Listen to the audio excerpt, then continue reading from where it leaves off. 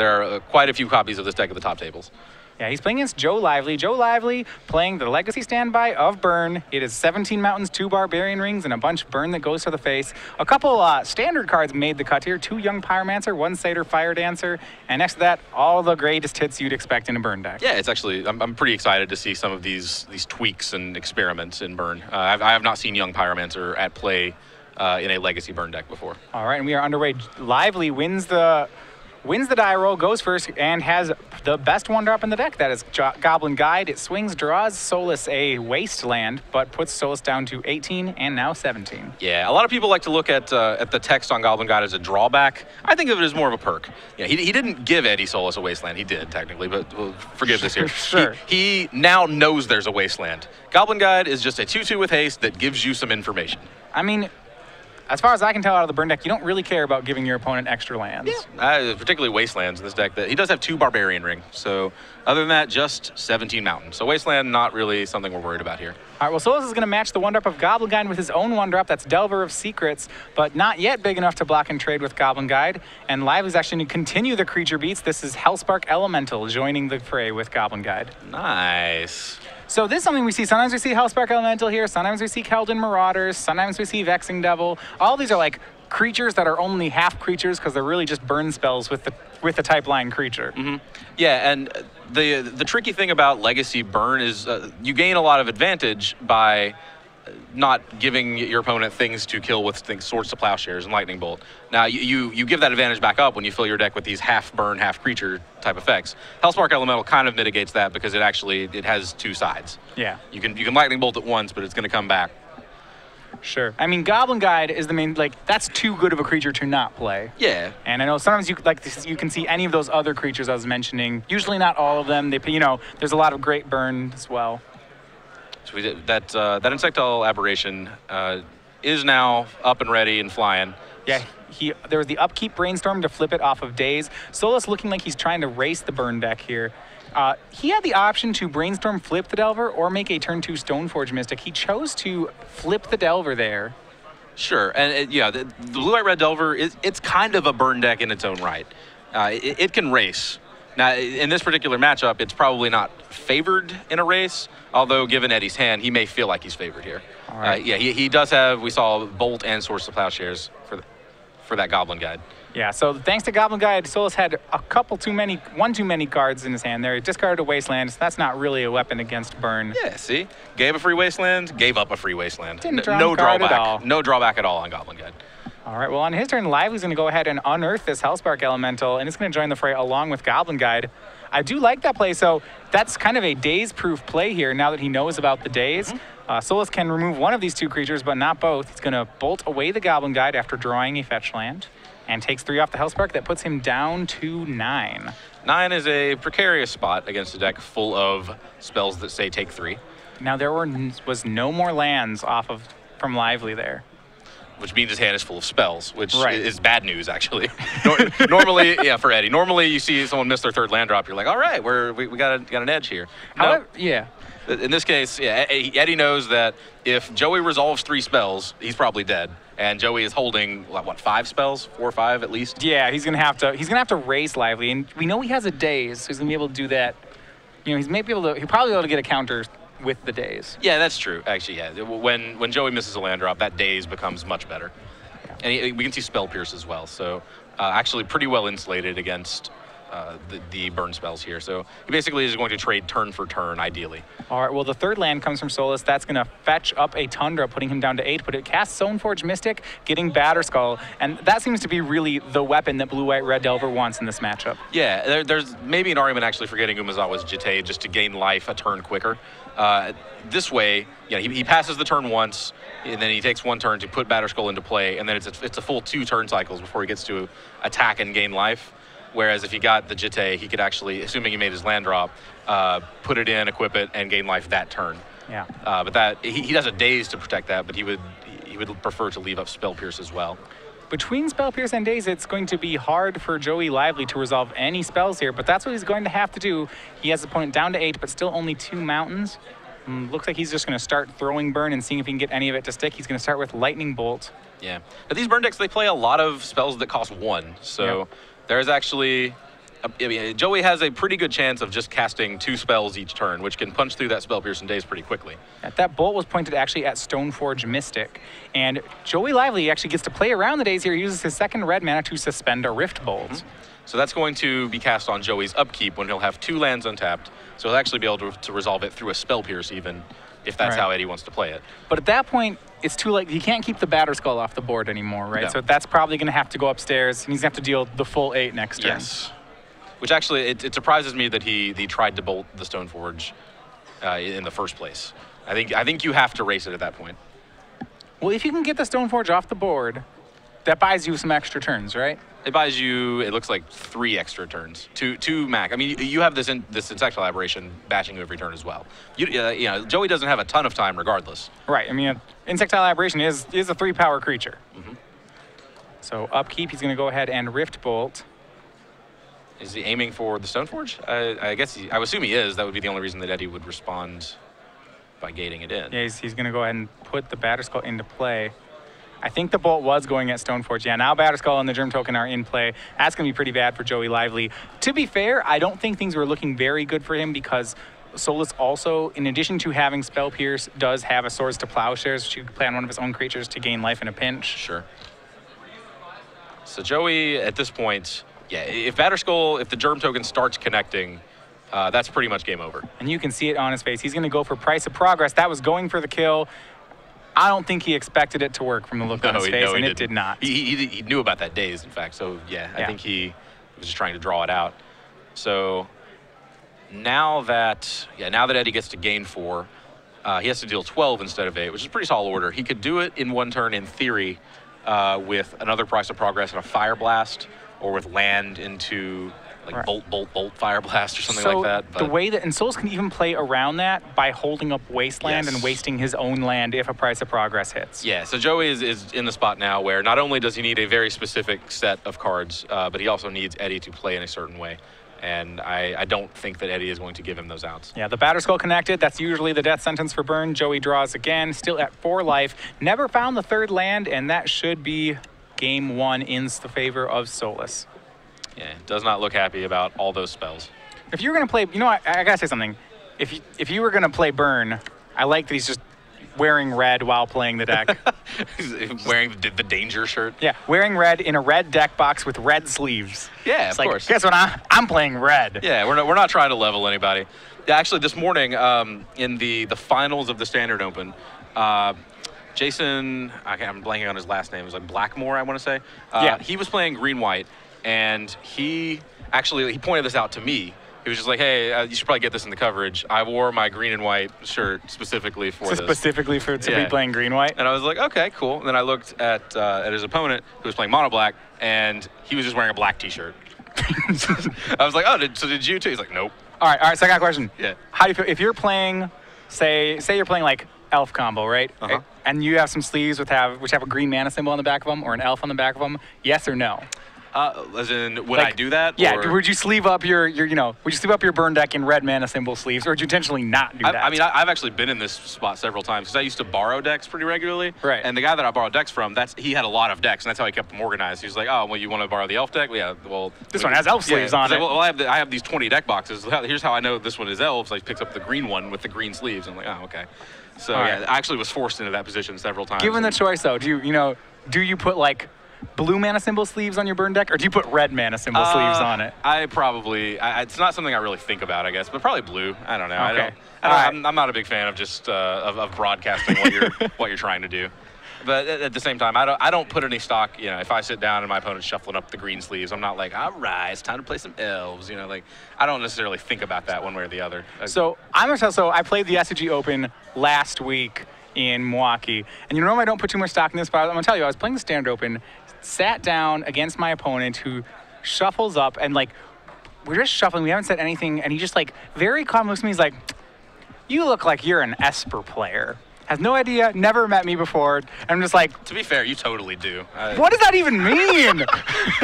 I don't know. I just wanted to say it. I wanted to say it because I knew it would upset you. Nah, I mean, no. It doesn't upset me. I'm like, okay, if it's out there and that's true, it's like, all right.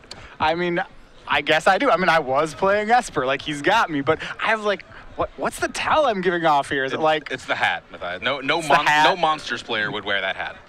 I played Monsters at the PT wearing a hat. Okay, fine. You're all right. Well, that was my attempt to rationalize it, but I guess that's not going to work. No, he just straight cold called my deck. It was awesome. Nice. I tried to do it back to him and like failed. Maybe he was just trying to. He just picked a deck at random and just said it just to see what your reaction was, and you obviously gave it away. So like, yeah. I mean, I thought about that, but I know he's just genuinely was like, I look like an Esper player. You kind of do. Again. All right. Sure. You're going to have to accept that about yourself. Yeah. So these players shuffling up for game 2, and it actually looks like they are finished sideboarding. Eddie is going to not bring in much. It actually doesn't look like he doesn't have any kind of like dedicated hate card. Doesn't even look like he has anything that would be like life gain in any sense. I can see him bringing in Meddling Mage.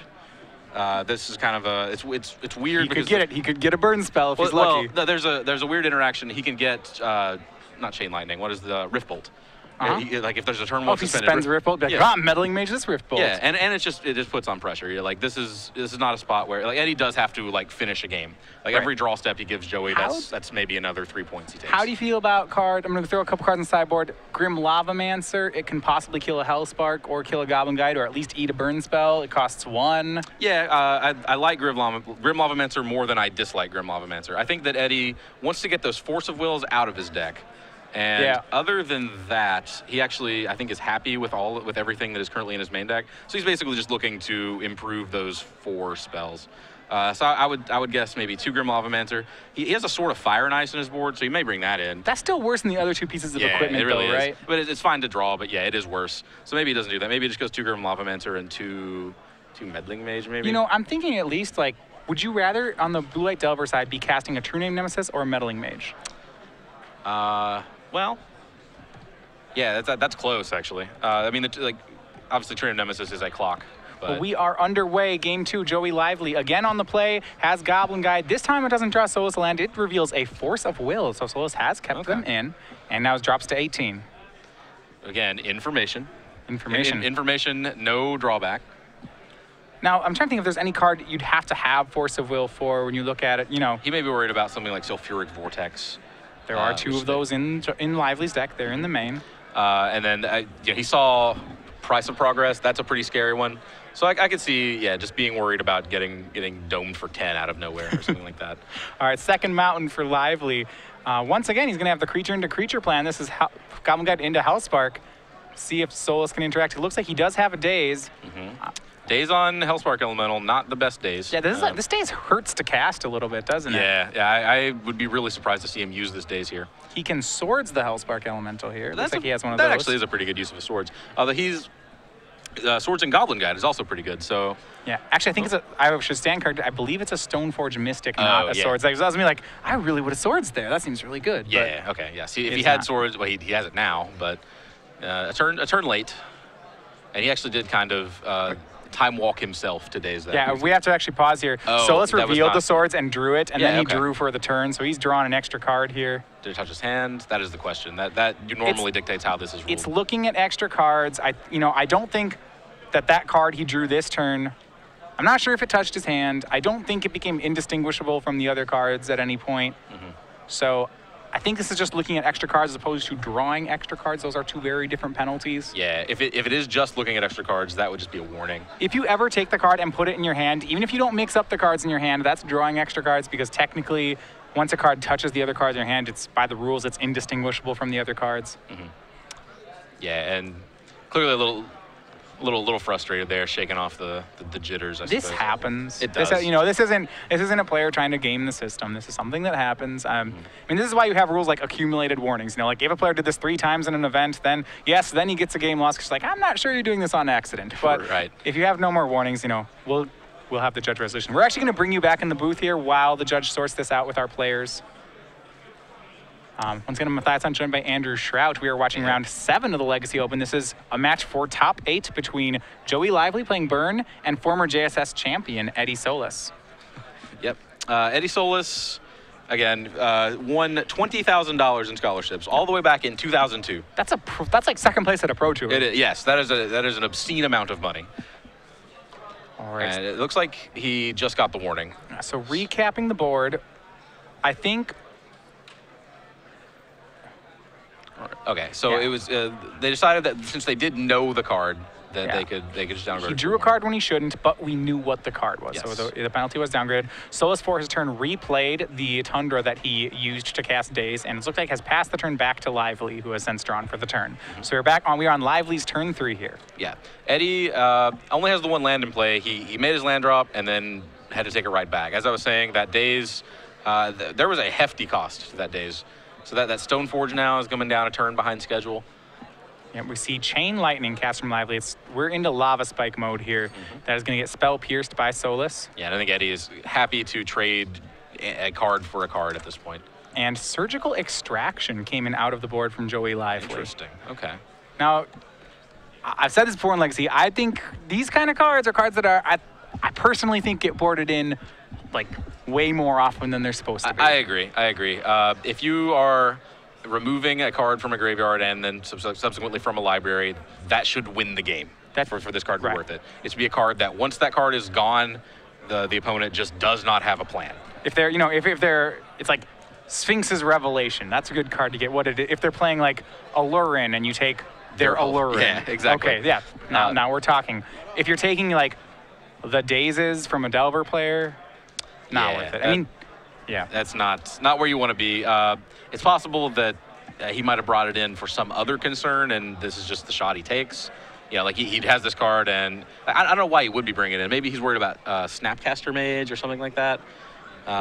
Which we know is not in Eddie's deck, but maybe he doesn't know that. And, although in that case, he would probably hold it. So it could have been a Lava Spike. That's the thing. You gave your opponent 3 life by drawing the Surgical Extraction. Yeah, in a deck like Burn, it's particularly problematic to board in cards like this because when you're playing a Burn deck, all you're really trying to do is resolve 7 spells. Every card in your deck deals some amount of damage. If you resolve enough of them, you win the game. But Surgical Extraction doesn't count toward that total. Yes. Every card you draw that doesn't deal damage is like a mulligan, unless it serves some other purpose that is more important than that is so important that you can afford to give yourself mulligans. Like you board in something like Ensnaring Bridge, and it just wins you the game as soon as you cast it. Exactly. That's worth fine. not dealing damage. Yeah. But yeah, Surgical Extraction on, and it looked like it was Spell Pierce. I don't see the value in that. I mean, that's probably if not you'd worth gotten a Spell Pierce from Solis's hand, then it was okay, but... Now, what I do see the value in is Goblin Guide number 2. I love me a Goblin Guide. Get in there, boys. And that is particularly difficult for Solis. Yeah, Solis is probably going to use this Force of Will. And look at it, because he can't answer it this turn without Force of Will. And it's not like next turn's going to be much better. He's going to have to... He wants to cast Stoneforge next turn, but he doesn't really want to cast it if that means taking 4 Goblin Guide hits. Yeah, if that Goblin Guide resolves, he just knows that he is down 8 life before he can do anything. So he Force of Wills it. That puts him down to 15 off the Force of Will, 13 off the Goblin Guide attack. But he's kept the board relatively clean. Once again, no 3rd land for Joey Lively. Yeah, finally gets that 2nd land into play, does Eddie. And he's choosing now between Stoneforge Mystic, which maybe Swords. It looks like it's just Stoneforge. He could have gone Swords Ponder. Yeah. But he's going to go Stoneforge getting Batter Skull here, dropping to 12 on the fetch land. Yeah, and I'm not sure I like that.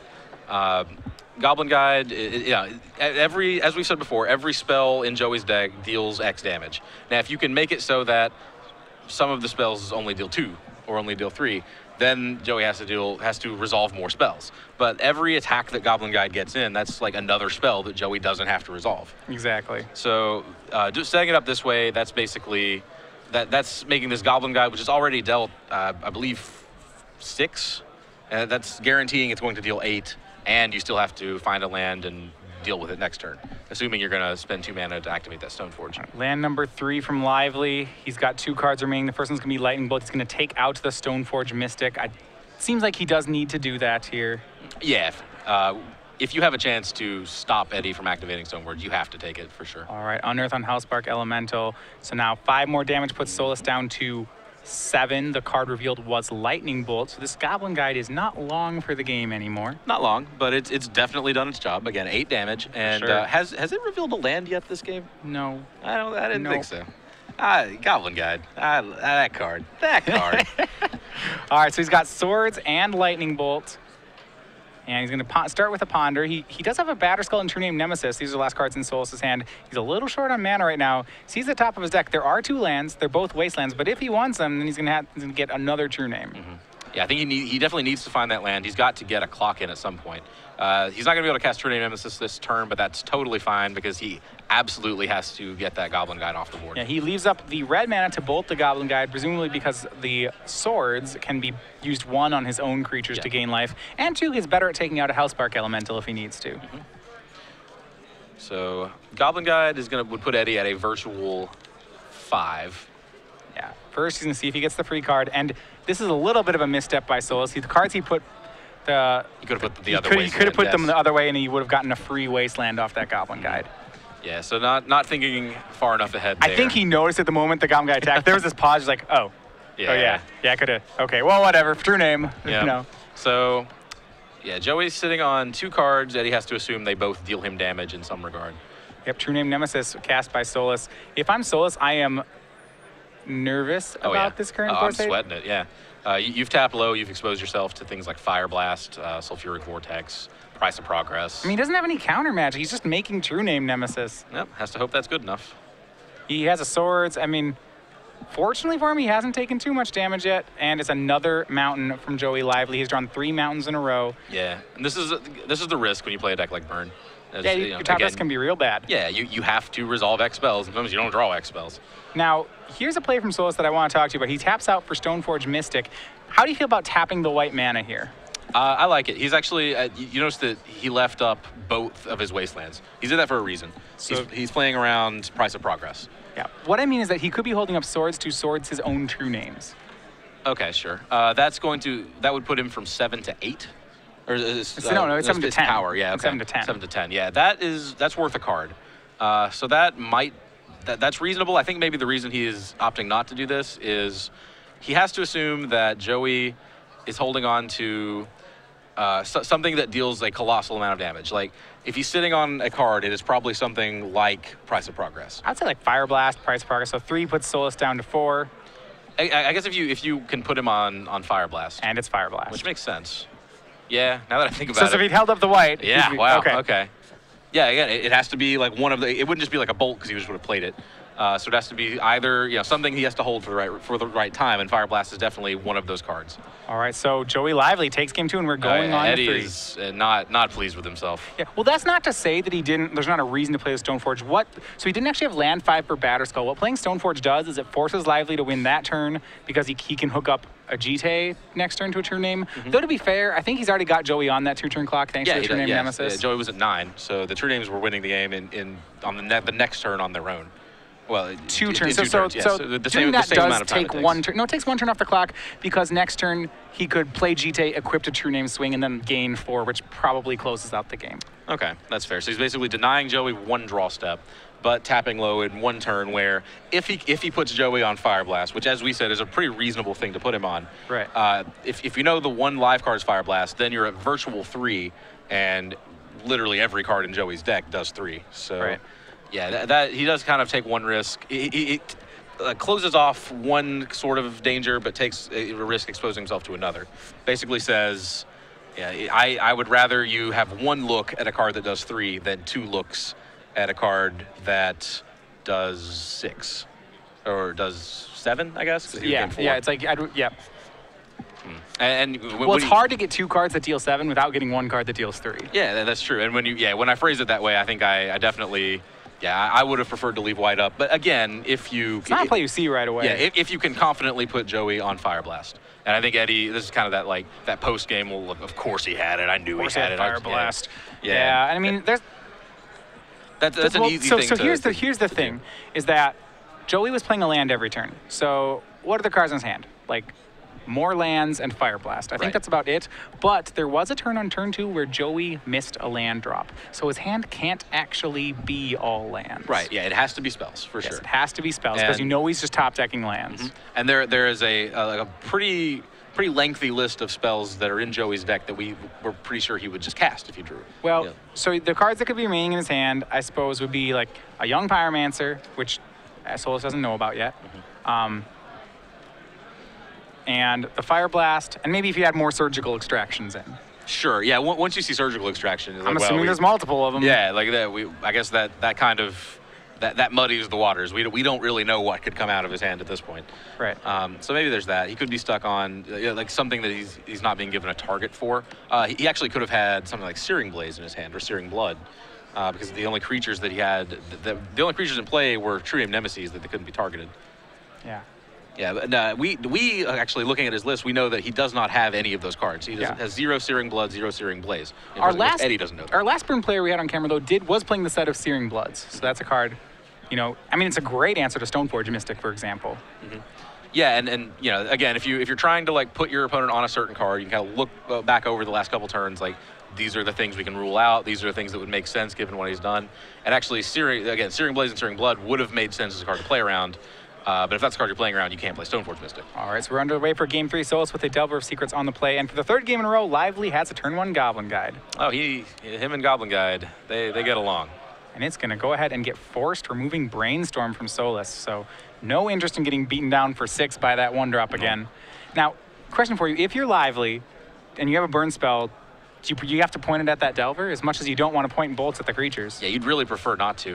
It kind of depends on how the game progresses. Joey tries to get the Goblin Guide out first. If he can stick a more like a recurring source of damage, then bolts become more valuable pointed at Eddie's head.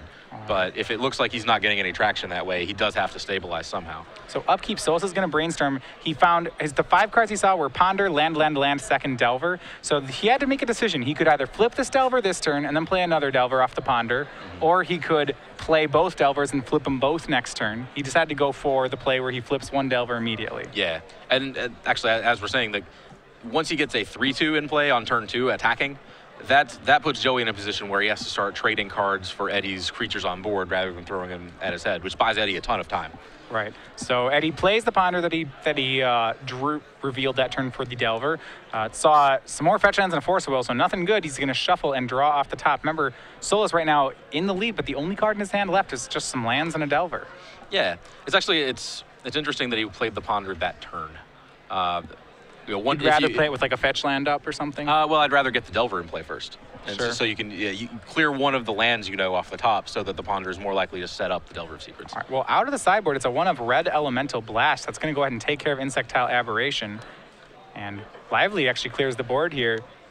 He suspends a Rift Bolt. Yeah, that Lively in this case actually gets to use, again, one of his cards that does not deal damage. So he doesn't have to sacrifice one of the spells he has to resolve to win the game.